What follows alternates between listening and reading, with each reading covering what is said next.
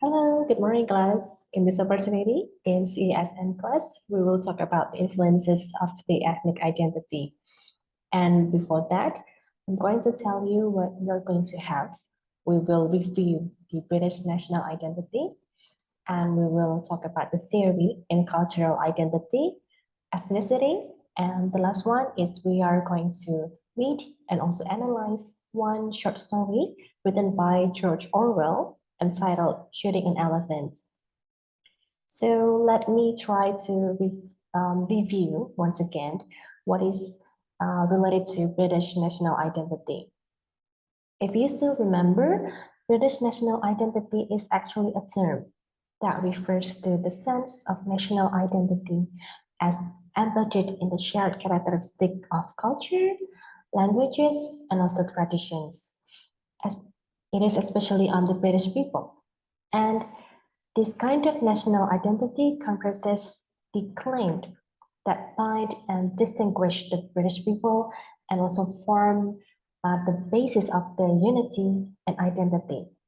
And also the expressions of British culture, for example, habits, behaviors, or even symbols that actually have in common, like a familiar or iconic quality that readily identified with the United Kingdom. And the dialogue about the legitimacy and authenticity of Britishness is intrinsically tied with the power relations and also in politics. And in terms of nationhood and also belonging, expressing or recognizing one's Britishness may provoke a range of responses and also attitudes. For example, advocacy, indifference, or even rejection. And at its core, British identity is actually a combination of three national identities from Great Britain, Ireland, like the English, and then Welsh, and also Scottish. And those are added to this mix are Irish and also other numerous national identities of immigrants and also other communities. And at times throughout the history, these identities have coexisted under one British identity that seems quite harmonious. And at other times, we can also see the tension between these identities that has had maybe quite serious consequences, or maybe people can say deathly consequences. But is there any trigger or cause that makes the tension between this identity? And the two general elections, like one in the UK and one in Ireland, have once again thrown the issue of the future of the Union into the kind of sharp relief. And in a matter of identity, nationality, and also patriotism, they are key to understand the current state of British politics. And in this context, we thought that it might be worth looking at how people living in retain identity, even when it comes to a nationhood. And in this section, we will see how identity is related to the countries that make up the UK. Furthermore, Northern Ireland, with its own unique experience of nationalism, actually, this country needs its own dedicated study for they or this country comes from different island compared to the other three countries.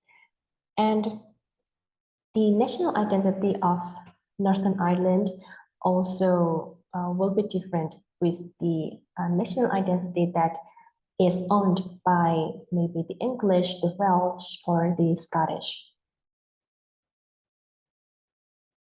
Talking about cultural identity, we need to analyze the definition first. What is culture? And move to the definition of cultural identity. Firstly, when we talk about culture, it is actually the shared characteristics of a group of people, which encompasses like place of birth, religion, language, cuisine, social behaviors, art, language, and also music. Some cultures are widespread and have a large number of people who associate themselves with those particulars like values, beliefs, or even origins. And those, like others, are quite relatively small, with only a small number of people who associate themselves with that culture. However, the value of culture cannot be defined by its size, no matter if a culture is widespread or kept within a small region, or is young, or whether it is old, or whether it has changed over time or stayed the same, because every culture can teach us about ourselves, about others, and other global community. While cultural identity, in broad sense, may be characterized as a sense of belonging to a specific religious or political community, it is the meaning of a group or person in context of racial or subcultural division, including race, nationality, language, like faith, and also gender. When we talk about ethnicity, we can see that it is actually a sense of solidarity that's shared between people who see themselves as distinct and maybe different from others. And usually, they are related through the real or maybe fictive kinship so that they try to see themselves as distinct.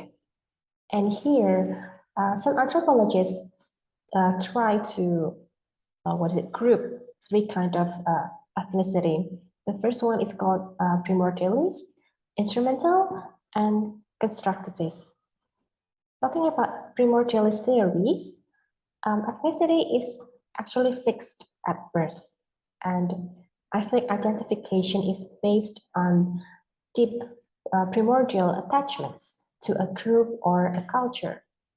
While in instrumental theories, ethnicity can be based on people historical and also symbolic memory, and it is something that is created and used and also exploited by leaders or maybe others in the pragmatic pursuit that tries to suit their own interests. The last one is called as constructivist theories, and this term, ethnic identity is not something that is possessed by people, but something they try to construct in specific social and even historical contexts. And also they try to find the similarities in their own interests. It is actually fluid and subjective, so that it is called as constructivist theory or constructivist ethnicity. Well, it is not, fixed at birth like the primordialist theories, or it is also not instrumental because it is not only comes from the historical or symbolic memory, but it is constructed because of the thing that happened specifically in social and in historical contexts. When we talk about this short story by George Orwell, Shooting an Elephant, we will find what is actually meant by ethnic identity, and then how people there that is described in this short story try to identify themselves as the Burmese or maybe as the part of the British Empire or maybe another thing. This short story, Shooting an Elephant, as I have said before, It is a short story. It is a short story, an essay written by George Orwell and first published in 1936. This essay describes the experience of the English narrator. Probably it is Orwell himself, for it is quite autobiographical short story. And the narrator, or the English narrator, called upon to shoot a quite aggressive elephant while he worked as the police officer in Burma. And because of the locals expect him to do the job, he does so against his better judgment that his anguish increased by the elephant's slow and then painful death. And this story is regarded as a metaphor for colonialism that is seen as a whole, or British colonialism. And for George Orwell himself, the elephant or the white elephant, it's kind of a symbol how the white man or the white British colonizers turned tyrant and its own freedom that he tries to destroy. And in this section, we will see that the story will talk about mostly the white elephants that have been venerated in Buddhist Burma for centuries. And it is also, what is it? A sculpture that people will find in the entrance of a temple.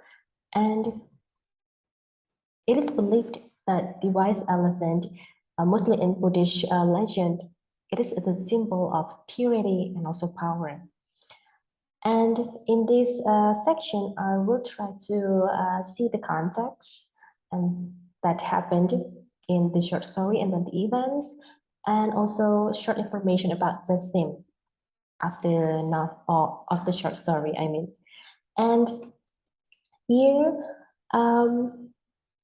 when you will, when you read this short story later, you will find that during British colonialism, George Orwell, he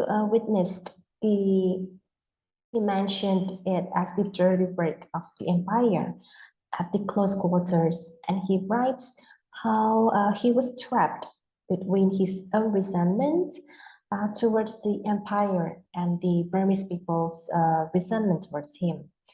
And as a member of the ruling power, the British Empire, since he is the white British, even though he was born uh, in Asia, in India, if I'm not mistaken,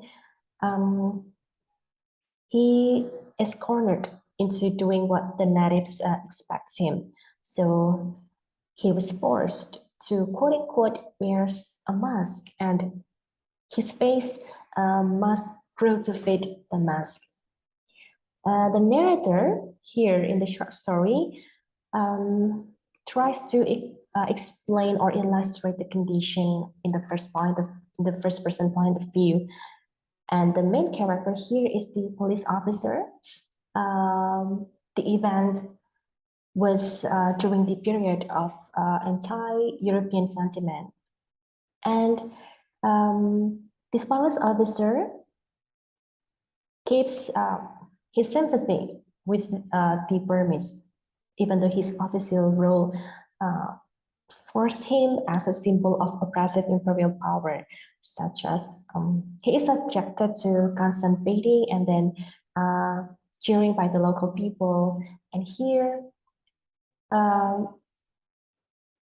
when we talk about the theme, we will find that actually it is the imperialism that happened in Orwell's essay.